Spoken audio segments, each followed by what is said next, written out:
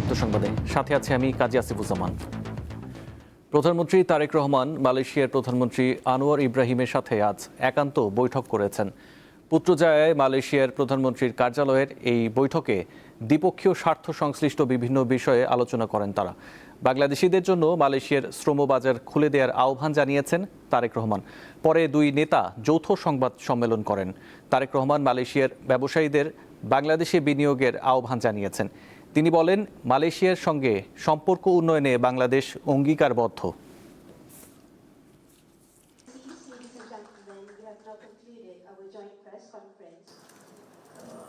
This continued common effort to try and work with influence to resolve the. We are also interested in joining the regional comprehensive economic partnership.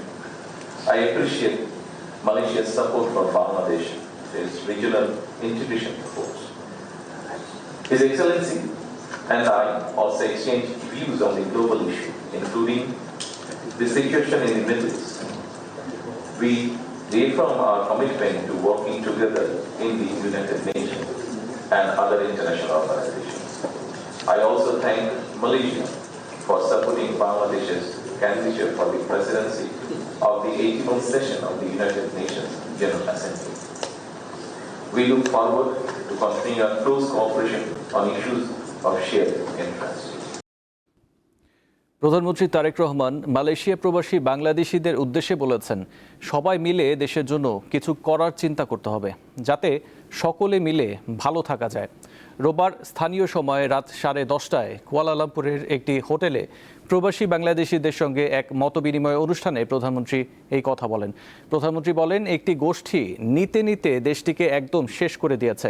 এখন সবাই মিলে দেশটাকে গড়ে তুলতে হবে। দেশ গঠনে নিজের চিন্তা ও পরিকল্পনা প্রবাসীদের কাছে তুলে ধরেন প্রধানমন্ত্রী। অনুষ্ঠানে প্রধানমন্ত্রীর সহধর্মিণী ডক্টর জুবাইদা রহমান উপস্থিত ছিলেন।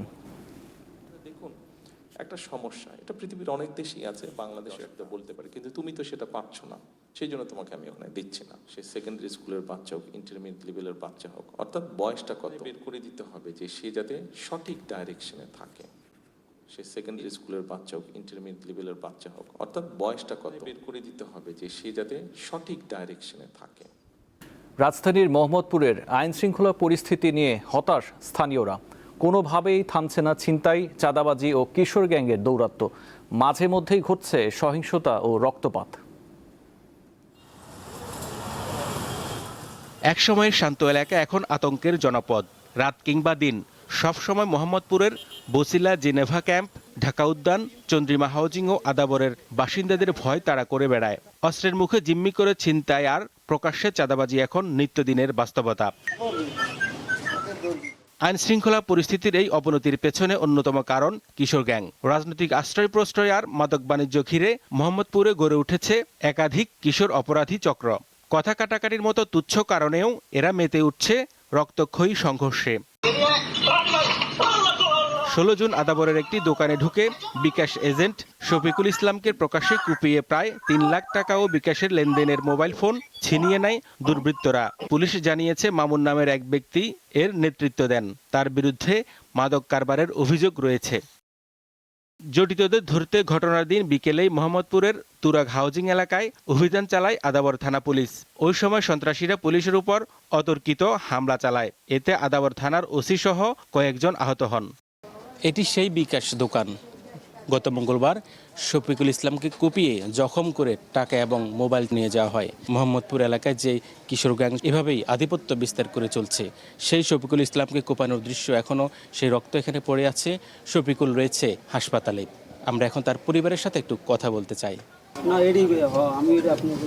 আর কি কোমানের কাছে কিছু বলার নাই, আমার পুত্রের জীবনও শেষ করে গেল। মনে করেন টাকা পয়সা যা আছে সকলে আমার পুত্রাঙ্গ পথের বইয়ের বানাইতে হয়ে গেছে। আমার ওয়াইফ এখানে খারাপ না, আমার ওয়াইফকে বললাম কিলো দোকানদারে কবে সাইসা দিকে বেলাটা এখানে পড়েছে। টাকার জন্য আসে ধরে সাবাটিতে কোবায়া টাকা টুকা নিয়ে থুয়ে গেছি। পঙ্গু হাসপাতালে চিকিৎসাধীন শফিকুল সেই দিনের ভয়াল ঘটনা তুলে ধরেন। জানান, পুঁজি হারিয়ে তিনি এখন নিঃস্ব। হঠাৎ করে পিছন দিয়ে ঢুকে আমার জাপ মারে ধরে বলে যে ওই যে কোবা হতো, ওরা কোবানো শুরু করে দিচ্ছে। আমার কিছু বলে নেই। আমার পকেটে ছিল ক্যাশ 3.5 লাখ টাকা, ওই টাকাটা নিয়ে গেল আর আমার এজেন্ট মোবাইলটা নিয়ে গেল। অপরাধ বিশ্লেষকরা বলছেন এ ধরনের ঘটনা এড়াতে পুলিশের টহল বাড়ানোর পাশাপাশি অপরাধীদের দৃষ্টান্তমূলক শাস্তি নিশ্চিত করতে হবে। এখানে যে বিচারহীনতার যে সংস্কৃতি তৈরি হয়েছে তার কারণে এইরকম অবস্থা। এমপ্লয়মেন্ট দিতে হবে, বিচারহীনতার সংস্কৃতিকে পাল্টে আমাদেরকে আইনি শাসন তৈরি করতে হবে, আমাদেরকে জুডিশিয়ারিকে ইন্ডিপেন্ডেন্ট করতে হবে।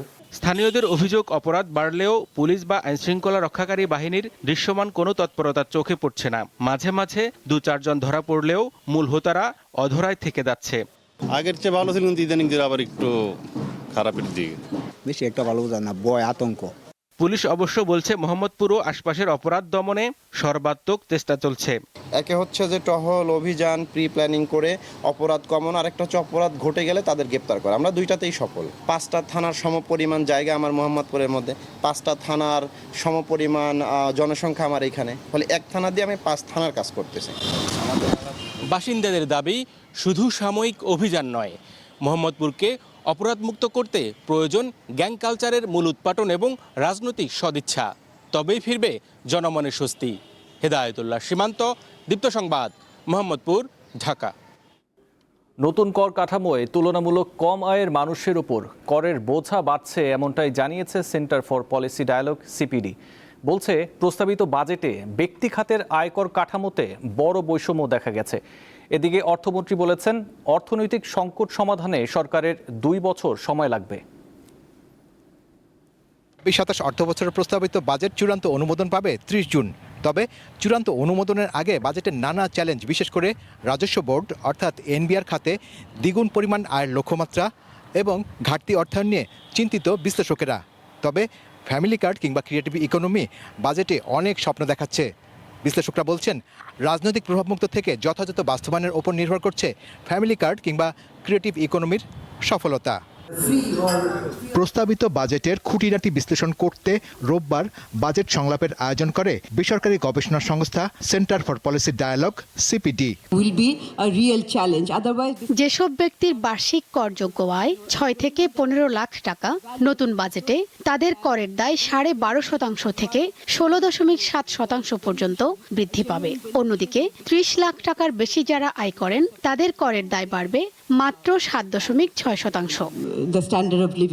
বিশ্লেষকরা বলছেন বিভিন্ন প্রকল্পের অর্থায়ন সহ সার্বিক অগ্রগতির বিষয় সংসদে নিয়মিত রিপোর্ট দিতে হবে।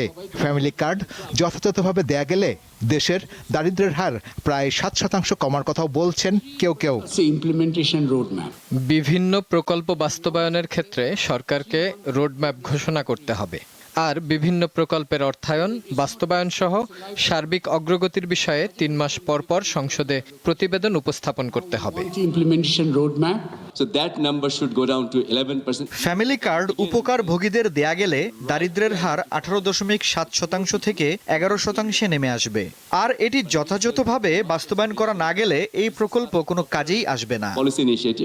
দেশের অর্থনৈতিক সংকট সমাধানে সময় চাইলেন অর্থমন্ত্রী। আমরা মনে করি 2 বছরের মধ্যে আমরা যেটা বলছি যে ভঙ্গুর অর্থনীতি থেকে স্থিতিশীলতার থেকে প্রসপ্যারিটি, সমৃদ্ধি, তা আমি আশা করছি 3rd ইয়ারে গিয়ে economy will turn around and economy on the 4th, 5th year will take off for prosperity.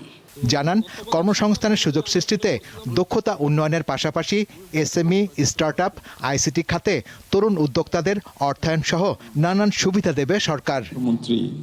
Shahriar ইমন, দীপ্ত সংবাদ, ঢাকা। এবারে আন্তর্জাতিক প্রসঙ্গ। যুদ্ধ বন্ধের চূড়ান্ত চুক্তির লক্ষ্যে যুক্তরাষ্ট্র ও ইরানের প্রতিনিধিরা সুইজারল্যান্ডে বৈঠক করছেন।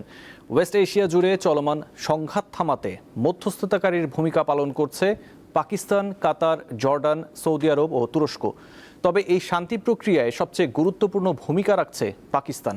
প্রশ্ন উঠেছে, এই মধ্যস্থতা থেকে পাকিস্তানের লাভ কি? এসব বিষয়ে নিউজ রুম থেকে জানাচ্ছেন সহকর্মী সাইফুর রহমান শিশির।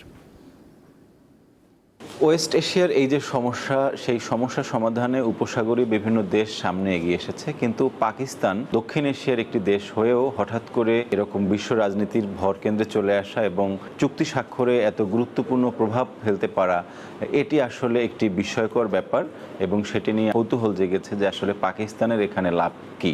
পাকিস্তানের আসলে এখানে 2-3 ধরনের লাভ রয়েছে। প্রথমত অর্থনৈতিক একটি লাভ রয়েছে। আপনারা জানেন যে ইরানের সাথে পাকিস্তানের একটি পাইপলাইন, যৌথ পাইপলাইন নির্মাণের কথা প্রায় 1 দশক ধরে চলছে এবং ইরানের অংশের যে পাইপলাইন সেটি ইরান স্থাপন করেছে, কিন্তু পাকিস্তানের অংশের যে পাইপলাইন সেটির উপরে অবরোধ দিয়ে রেখেছিল যুক্তরাষ্ট্র। সেই অবরোধের কারণে তারা সেই পাইপলাইনটি স্থাপন করতে পারেনি এবং এই পাইপলাইন দিয়ে প্রতিদিন 750 কিউবিক ফিট গ্যাস ইরান থেকে পাকিস্তানে আসার কথা ছিল। তো যদি এই চুক্তি যদি স্বাক্ষরিত হয়ে যায় এবং পাকিস্তানের মধ্যস্থতা যদি সফল হয়, তাহলে এই যে পাইপলাইনটি এটি সক্রিয় হবার সম্ভাবনা রয়েছে এবং ইরানের সাথে যে পাকিস্তানের যে ব্যবসা বাণিজ্য সেটি আরও বেশি সম্প্রসারিত হবার একটি সম্ভাবনা রয়েছে। ভূ রাজনৈতিক একটি লাভ রয়েছে পাকিস্তানের, যে আপনারা দেখতে পাচ্ছেন যে আসলে সাউথ এশিয়ায় ভারত কিংবা আফগানিস্তানের সাথে যে সীমান্ত বিরোধ সেটির মধ্যে সীমিত ছিল পাকিস্তানের রাজনীতি, কিন্তু যুক্তরাষ্ট্র ইরান শান্তি চুক্তির মধ্যস্থতা করার মধ্য দিয়ে আসলে উপসাগরীয় দেশের যে রাজনীতি কিংবা ওয়েস্ট এশিয়ার যে জটিল যে রাজনীতি, সেই রাজনীতির মধ্যে ঢুকে পড়েছে পাকিস্তান। তবে 1980-র দশকে আফগানিস্তান থেকে সোভিয়েত সেনাদের সরানোর জন্য পাকিস্তানের সাথে বেশ ভালো একটি সম্পর্ক তৈরি করেছিল যুক্তরাষ্ট্র। পরবর্তীতে দেখা যায় যখন সোভিয়েত সেনারা সরে গেছে সেখান থেকে, তখন কিন্তু পাকিস্তানের সাথে সেই সুসম্পর্ক যুক্তরাষ্ট্রের ছিল না, বরং তাদের বিভিন্ন সময় পাকিস্তানের উপরে, ইসলামাবাদের উপরে নিষেধাজ্ঞাও দিয়েছে যুক্তরাষ্ট্র। আরেকটি বিষয় হচ্ছে পাকিস্তানের অভ্যন্তরীণ যে রাজনীতি, তাদের বিভিন্ন রাজ্য নিয়ে যে অভ্যন্তরীণ বিভিন্ন গোলযোগ রয়েছে, পাশাপাশি বিভিন্ন রাজনৈতিক দলের মধ্যে বিভিন্ন বিবাদ রয়েছে, সেই বিষয়গুলো আসলে এখানে বাধা হয়ে দাঁড়াতে পারে। এই ছিল এখনকার মতো। পরবর্তী সংবাদ 12টায় দেখার আমন্ত্রণ রইল। এছাড়াও তথ্য ও বিনোদনের খবর পেতে চোখ রাখুন দীপ্ত টিভির ডিজিটাল প্ল্যাটফর্মগুলোতে। ধন্যবাদ।